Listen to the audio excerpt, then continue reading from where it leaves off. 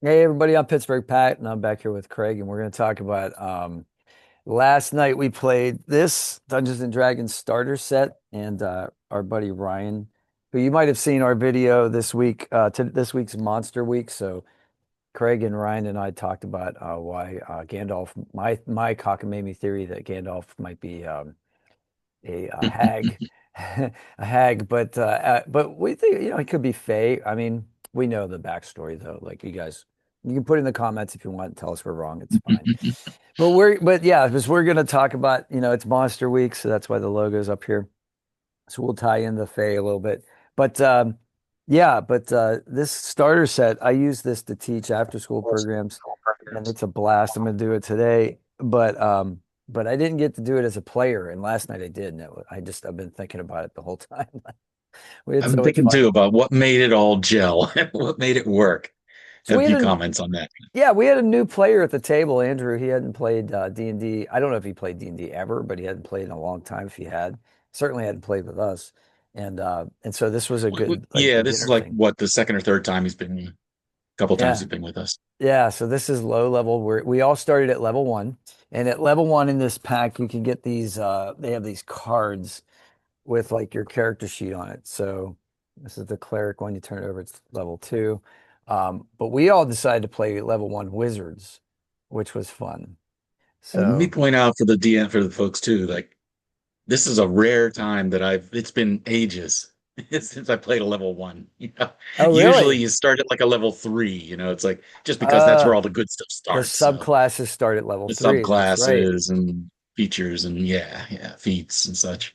So I'm Um, Yeah. So obviously in the starter set, they want us to start at level one so they can teach us the mechanics of the game, right? Advantage, disadvantage, how to do ability checks, all that kind of stuff. Most of my viewers already know that stuff, and they're just trying to figure out how to like teach new players. But um, but yeah, um, level one wizards are notoriously weak, right? Like they're the weakest character. You get the least amount of hit points. I think we all started with seven, except for Mike's character started with six because he rolled like an entertainer. He wanted to put more stuff in his charisma. So he was going to be that flashy entertainer. And he like had these things rehearsed. Like he had these lines that he was coming up with, and he was just ready, like with his Flamboyant. prestidigitation. Yeah, That's, exactly, right? Just very going out flamboyant. like a stage performer. Yeah. And so he would say things like, not I everybody swear he can was a be. theater kid. He must have been a theater kid or something. Not everybody can be a star, so he'd cast Starry Wisp, and Yeah. yeah, and all these stars would shoot out of his hand. Yeah, that's the part of D&D. I love the role playing. I mean, it's a role playing game, but like that's my thing. The mechanics are fun, but like, yeah, the role playing makes it all unique, I right? was thinking too, what made it really work was we've all been playing together for a while. Mhm. And this is just like an extension of it's a growth of and so we're all comfortable with each other, I think pretty much. And the Yeah. DM is kind of comfortable with us now too. Um, with our different styles of play. And I enjoy playing gnomes, as you've noticed. I just enjoy playing the gnome characters, and Hmm. um, And they're usually dwarves. I've seen you play happy-go-lucky and dwarves. trickster, and yeah. Hmm. But we all sort of feed off of each other pretty well. And I think Andrew has played with us enough. He's comfortable now, and he was sort of gelling, getting into the mood. Yeah. And it was awesome. And I think the one thing I just wanted to throw out there too, for new DMs, it's not about your story. I've played with a few DMs who must have written a novel and they had an idea in there, and this is how the story's going to go, and they want you to act it out, and would get angry if you went against it. I had DM get angry at me because I was just playing a gnome and saying, "Well, I'm going to go over here. I'm going to do this," Gnomish and get things. angry because that's not in the storyline. So Ryan just rolled with it, I think. He just went with it. And there was a time or two where you caught him off guard because you interjected a point as he was going to launch into a soliloquy or something that he had made up. And he just gives you this look. He gave you this glare, not a glare, but just like a look No, like, no, there was a glare okay, I'm not because going to say there was a that. glare because at one point, at one point he refers back to it. So he's got this very gallant gentleman bandit that's a character that's actually written in the module. I'm reading the module now. And Prawl is like this gentleman bandit. He's like a Robin Hood. and he's gonna talk about being in the forest with his merry men or something, and I just shut him right up. I don't remember what I said exactly, but I just like stole his punchline. And then later, later, I was going to say something, and Ryan was like, "No, no, because you stole, no, because you stopped me short the last time." Stop You me know what I from mean? Like, saying and I didn't know how much of that was meta and how much of it was the character. that. But we've known each other for years now, so Yeah. it's all good. But I was See, now like, that's funny all over again because I didn't realize he was supposed to be this major Robin Hood character, and "Yeah, hint, we killed him. we killed him." So like this, it says right here, like I'm going to read this. It says he leads a local gang of three bandits, blah blah blah. But it says. If you, Prawn and his bandits are brigands, not murderers. A character reduced to 0 hit points by Prawl and his cohorts has the unconscious condition but is stable. If all the characters are defeated by Prawl's band, they wake up 1 hour later on the trail with 10 fewer gold pieces and a mocking note in their pocket. And so, this was supposed to be like a like Rookie overmatched, encounter. and we were supposed to Yeah. lose. And because we were experienced players and got some lucky rolls, and Andrew came through in a clutch. Oh my And goodness, yeah. This dude, okay, just to give a little backstory. So yeah. half of the party, you never split the party. We split the party. And Well, half is traveling in the woods off the trail, it and was the a other half is on the trail to yeah, attract the brigands. right. We attracted the brigands, and Patrick is trying to signal us meta, give us clues via his character to pop out and attack them. You can get them anytime now. And we just were not getting it. It No, was lack of no. communication. Finally, we just decided, okay, let's do it. And the rest of us just decided, me, Mike, and Andrew decided, okay, let's go. And we jump out and, well, jumped out one at a time, basically, and surprised the brigands. And at one point, there were the three other bandits were on the road facing, farther away, ranged attack. And you and Mike, I guess, were dealing with the Brawl, the main leader. guy. Yep. And all of a sudden, Andrew's like, okay, well, I'm going to move, let's see, 10, 20, 30, 30. And he's out in the middle of the road in front of the brigands within melee range. And I'm like, I'm just like, what I don't think, I figured, let him play his character. I shut up myself. I'm like, okay, let him play his character. I don't know where he's going with this. I was going to remind him he's a wizard, not a fighter. And then he flame hands and just Burning hands. burning hands, the whole bunch. Whoosh. Kills two One of or them, two, right? one was One of them down, the other outright. was badly injured. It was hilarious. I'm like, And oh, then Andrew, play like that, is it? like one turn later or a couple rounds later or one round later, he turns around and he says, my character turns around and says, am I the only one that's going to do anything? Because he was the one that took He out. took out like three of them. Yeah, right. And we're messing around with the leader. Oh my And it God. turns So out the leader had like the constitution of a horse or yeah, something. I He had didn't pull like up his card, but 30 hit points or yeah, something he's for us. had more hit points than the party apparently. So, but yeah, but Mike's doing his like prestidigitation. He's like doing his like magic trick routine to distract everybody. And then my character pulls out a sword, and later, and the DM Ryan is like, yeah, I mean, like you don't have proficiency with a sword. And I'm like, no, you can still, any character can still use a sword. Like if I just picked Sling up a like a baseball sword bat. and yeah, you pick up a baseball bat, you just hit something with it. Like you don't have to be a baseball player to do that, right? Now, if you're a baseball player, you're going to be better at it, you know? Right. But so that's where the proficiency bonus comes in. But that's an important thing for DMs to remember too, because a lot of times we experienced players and DMs, we've optimized our characters so much that we know that like, paladins have great swords and wizards don't, and we're like, but sometimes, so this guy, I'm going to do like we did in our discussion about the Monster Week. I'm going to play him like Gandalf the Grey, and the theory being that I think Ryan brought up actually, which is he's really not a wizard, Gandalf. He's really like a paladin. He has some spells, but he's a fighter too. Like he comes in and rescues everybody at Helm's Deep, and he fights the Balrog, and like he's got a magic sword, and so I'm outfitting my wizard and setting him up to take a level of paladin next, right? So that he has ability in sword, quarterstaff, and that kind of stuff. But yeah, but And for new players, I think that's a good thing to do is just to say this character is going to be like this thing, yeah, just to give you an idea of getting into the play, right? and then it'll develop on its own. Like the character will go off from there, but like to start Yeah. it out as something that you know, it makes it easier to role play that way too. But one of the Hmm. things we did with the all wizard parties, we each picked a school, right? So we kind of associated ourselves with one of the schools of magic. So like for obviously Mike's character with all that, stuff, he's like the illusion wizard, right? Because he's an illusionist. And mine's more of a enchanter because he's gonna like charm people and he's gonna be Yeah. like, like a influencer. And then yours is like a nature Diviner at magic. the moment. What's that? Yeah. Diviner. Diviner. Yeah. And Divination is cool. Just divination. because I've never used any of those spells Yeah, in right. any campaign, so I'm going to try to see if I can make them work. That's what I'm thinking. And that's the fun part. So like when we're picking our spells, I'm creating the character at the table as we go. And so instead of optimizing the character, I'm just thinking like, well, what did Gandalf have, right?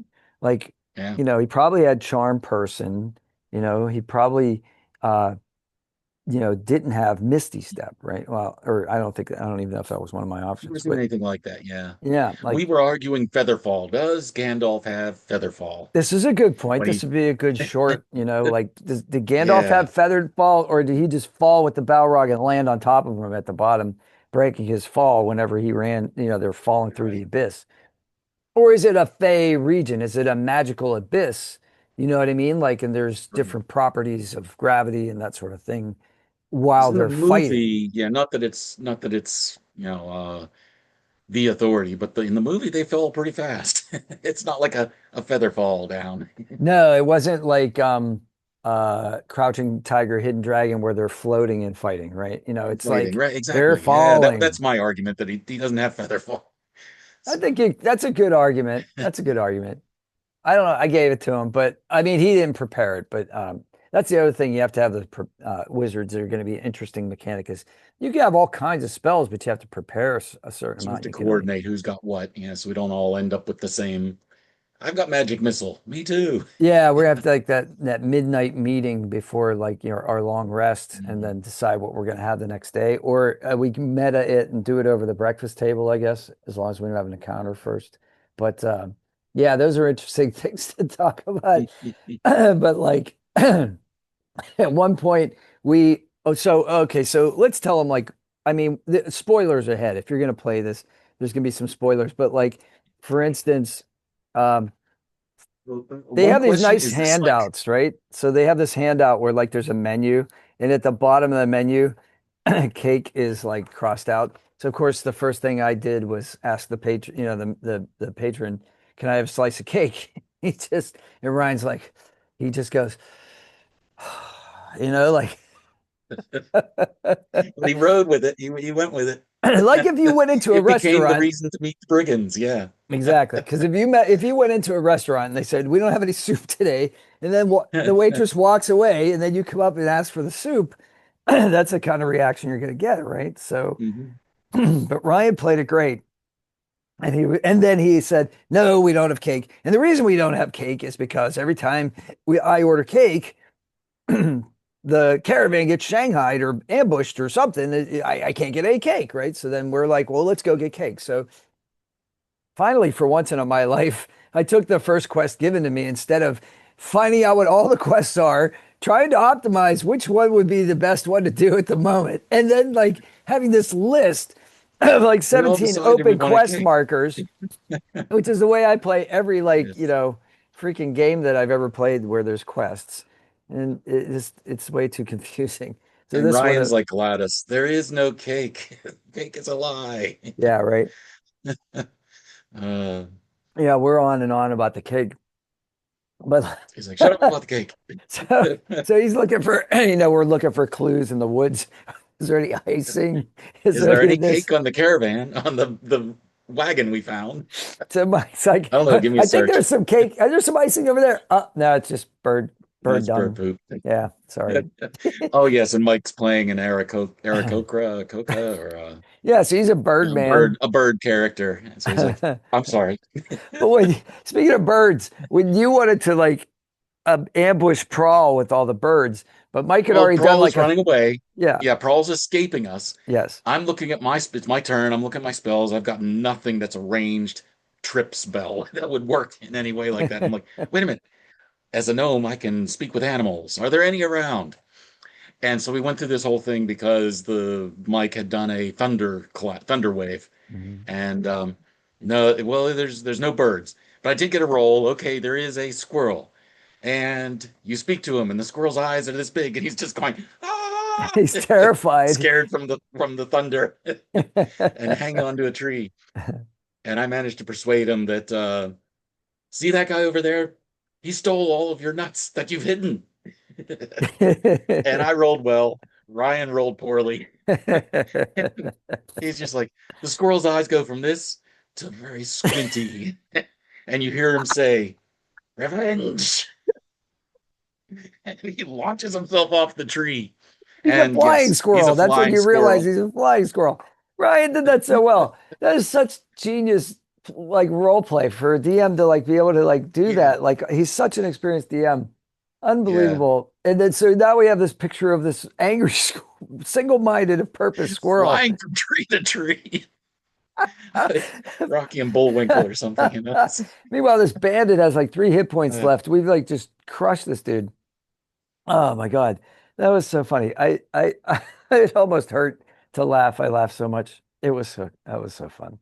it's Oh, fun when everything gels like that. Yes. mm. Right. So we're this party of wizards. We should have been knocked out on the first round by these four guys, and we end up Yeah. like destroying them. And then we're torturing this poor guy because we're trying to get information. We finally catch up with him. He's at like this magic spring where he's replenishing his hit points, and then we knock him out, and then revive, or we kill him, and then revive him, and then try to get it. Where's the cake? Where's the cake? It's like, he's like, the goblins have it. I don't know what the hell. Leave me Uh, alone. Yeah, I mean, just too much. Oh, but so then we okay, turned him in for a bounty, and yeah, it was all it's yeah, all and good in the end. we go back, return for a bounty, the way like Ryan plays his NPCs. But here's the thing, they have like cards, right? So they have cards for all this stuff. So they have NPC cards where all the NPCs attributes and stuff are all spelled out. And of course, I put it aside somewhere. Can't find it. But like here we go. So like Dwern, like this dude here, he's got like an inkwell and a pen in Love his that. cap, Yeah, right? So like, in his and cap. it's right here. It says on the back, this gruff scribe prefers the company of books to people. So he's kind of a curmudgeon. And yeah, and I don't know, like these guards, like there's one guard that's like real happy, and then there's another guard who's real serious. And it gives you all this stuff, and then you give the players a chance to look at these. They get an idea in their head while they're looking at him, you're reading the back of the card with the attributes on it. It's genius. It's like, it's easy for a beginner DM, it's easy for a beginner player. Well, I So know I what I get, wanted to ask you. yeah, Is this from like the my experience with D&D goes all the way back to before they were numbered. So advanced D&D and even beyond, there was just the intro basic D&D. Does this go back to like that you mean intro campaign? something like this? Yes, something like that. So at the beginning of Dungeons the and Dragons. session, Ryan said that the Keep on the Borderlands uh heroes of the Borderlands, that he said that was Gygax, and a Gygax original from 79. Yeah, Okay, so it's not real early D&D, but it's not, but it's early D&D, right? So surely. Yeah. yeah, because D&D starts in what, 74, and then grows from there really fast. So, Yeah. I but don't know if it yeah, was even called D&D at the beginning, right? yeah, it It's like was made like monsters or something like that. Yeah. well, it came out of a historical battlefield like thing. It was like Yeah, Napoleonic yeah. warfare. And so it was very tactical.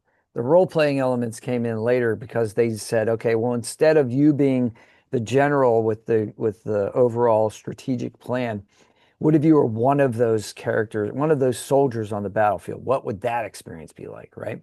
And that's how they zoomed in and like got into that. And so it came from and that's why combat's still such a big part of D&D.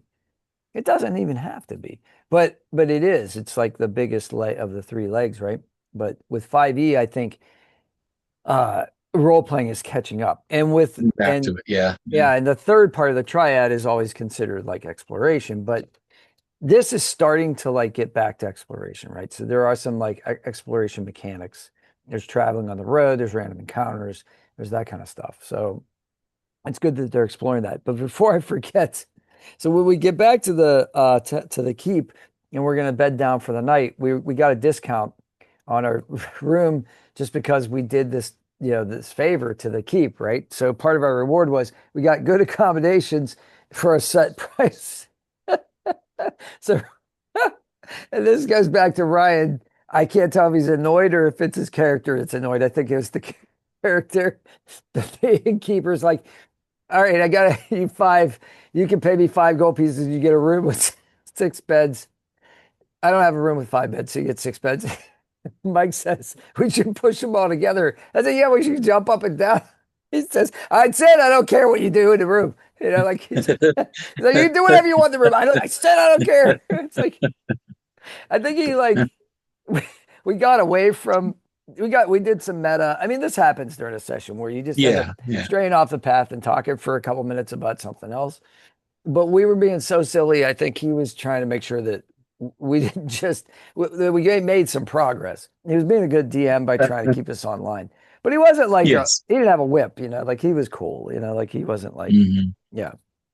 But I think also he's trying to preserve Andrew's experience as a new player. But Andrew was in on it. Like he was having fun with it. So, Oh yeah. Yeah.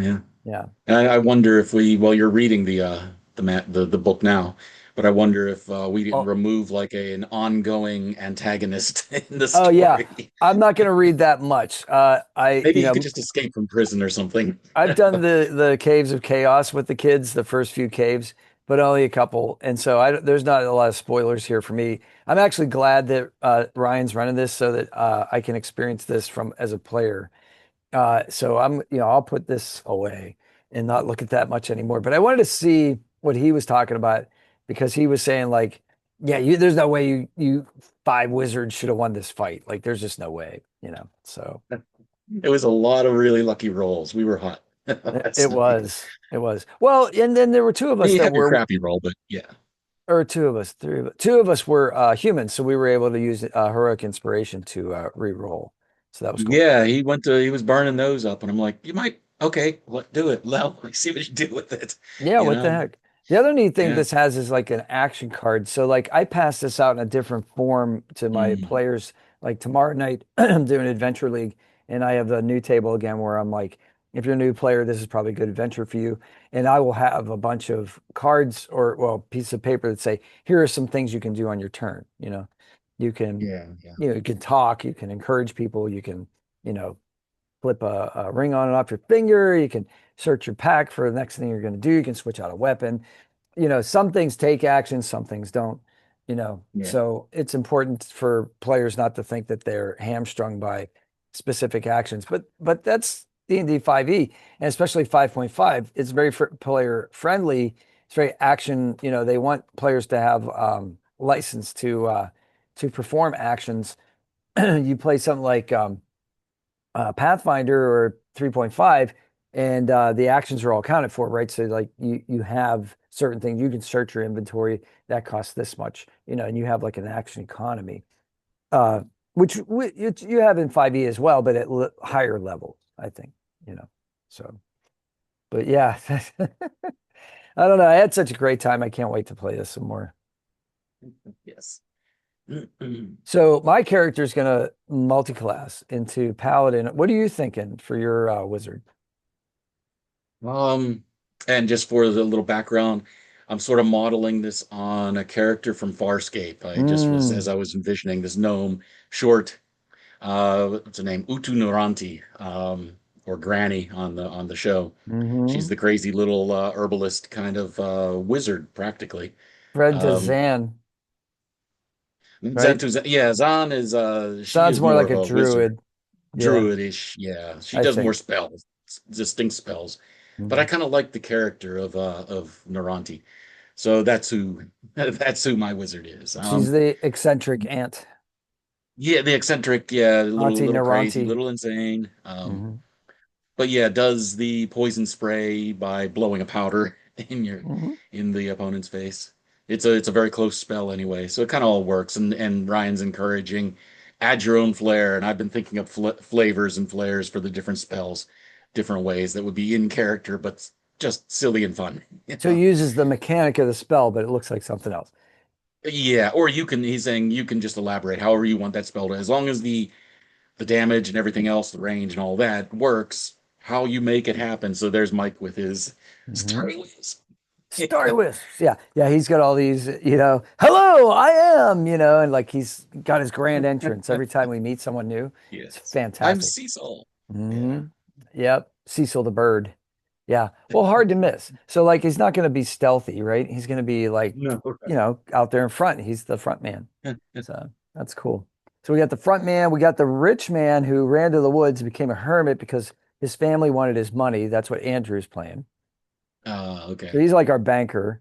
Like, he doesn't, care about money. He just cares about people wanting his money. Um, you're playing I'm the like the hermit. herbalist. The I'm pl herbalist in the woods. Yeah. I'm playing like the people person, diplomat, and um, Doug's playing.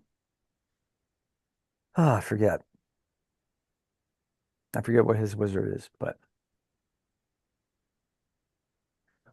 Yeah. What was it? Ah, that's gonna drive me nuts now. yeah, yeah. I know he's not a necromancer because we went through the 8 schools of magic last No, we night. went Yeah, through the ones. Yeah, yeah. yeah, Transmutation, I think. yeah. That might be it.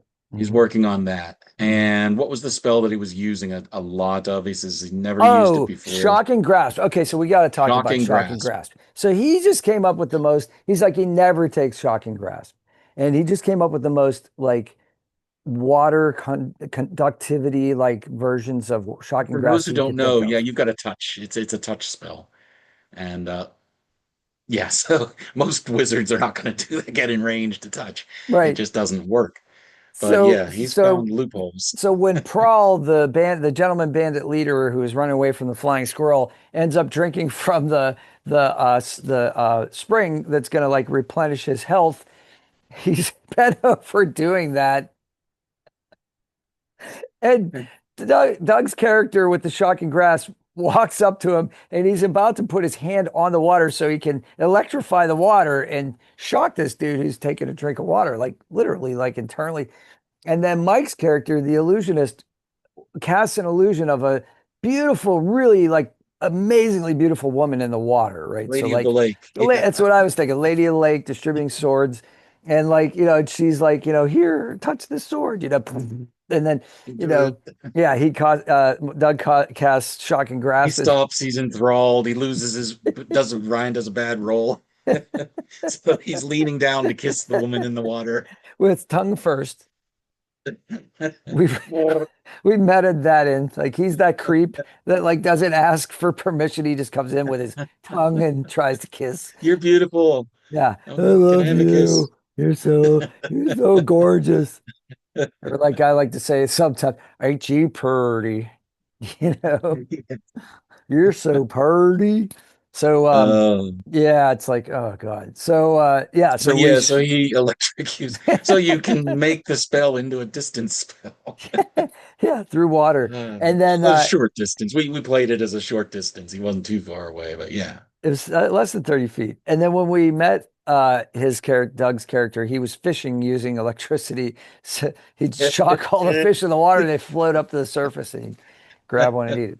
So Uh, yeah, very creative, very creative. Oh, and he has light. So he's casting light on he's a halfling and he's casting light on these small pebbles and he's just leaving these different colored light lit pebbles like anywhere he goes. That's his like calling card or and he's doing it in the middle of the day too, yeah, like putting it just around the whatever, practice yard where the guards are practicing, and they're all just watching him put these stones on everything. And he's like, like a "You'll graffiti understand artist. tonight. You'll I'm not, understand later tonight." yeah, yeah, but I think the spell only Uh, lasts an hour. It cracks me up though. Yeah.